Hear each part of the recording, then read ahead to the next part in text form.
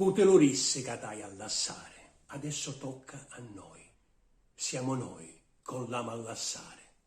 Io non lo so se Rosa può sentirci, ma so che tutti noi sì, tutti noi possiamo sentirla nella mente e ancora meglio nel cuore. Annuncio l'avvio dell'iniziativa che darà vita finalmente alla Fondazione Rosa Balistreri. Come prima missione raccogliere e salvaguardare le testimonianze sonore e video che Rosa ha lasciato, molte delle quali sono a rischio di andare perdute perché ancora sul nastro magnetico o comunque di andare disperse. È urgente raccogliere questi materiali preziosi come quelli di Felice Liotti, vero e proprio monumento vivente a Rosa.